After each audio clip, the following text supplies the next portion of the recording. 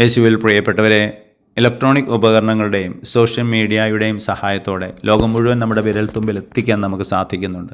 ലോകത്തിൻ്റെ ഏത് ഭാഗത്തുമുള്ള നമ്മൾ ഒരിക്കൽ പോലും നേരിട്ട് കണ്ടിട്ടില്ലാത്തവരോട് പോലും നല്ല സൗഹൃദം പുലർത്താൻ നമുക്കിന്ന് സാധിക്കുന്നു. അങ്ങനെ പുതിയ പുതിയ സൗഹൃദങ്ങളും പുതിയ പുതിയ സന്ദർശന സ്ഥലങ്ങളും ഭവനങ്ങളും നമ്മൾ കണ്ടെത്തുകയാണ്. ഇന്നത്തെ വചനത്തിലൂടെ ഈശോ ശിഷ്യന്മാരോട് ആവശ്യപ്പെടുന്നു, വിജാതിയുടെ അടുത്തേക്ക് പോകരുത്, സമറയക്കാരുടെ പട്ടണത്തിൽ പ്രവേശിക്കരുത്, മറിച്ച് നിങ്ങളുടെ ഇടയിലുള്ള നഷ്ടപ്പെട്ടു പോയവരെ കണ്ടെത്തുക. ഈശോ നമ്മളോടും ആവശ്യപ്പെടുന്ന അതുതന്നെയാണ്. പുതിയ പുതിയ സൗഹൃദങ്ങളുടെ പുറകെ ഒത്തിരി തേടിപ്പോകാതെ, പുതിയ പുതിയ സന്ദർശന സ്ഥലങ്ങളും ഭവനങ്ങളും കണ്ടെത്താതെ, നമ്മളുടെ ഇടയിൽ നിന്ന് നമ്മുടെയോ മറ്റുള്ളവരുടെയോ തെറ്റ് കാരണം കുടുംബത്തിൽ നിന്ന്, സമൂഹത്തിൽ നിന്ന്, സൗഹൃദ വലയത്തിൽ നിന്ന് നഷ്ടപ്പെട്ടു പോയവരെ കണ്ടെത്താൻ, നഷ്ടപ്പെട്ട ഭവനങ്ങളെ കണ്ടെത്താൻ നമുക്ക് സാധിക്കട്ടെ. നമ്മുടെ കർത്താവ് യേശു മിശിഹായുടെ കൃപയും പിതാവായ ദൈവത്തിൻ്റെ സ്നേഹവും പരിശുദ്ധാത്മാവിൻ്റെ സഹവാസവും നാം എല്ലാവരോടും കൂടി ഉണ്ടായിരിക്കട്ടെ, ഇപ്പോഴും എപ്പോഴും എന്നേക്കും. ആമേൻ.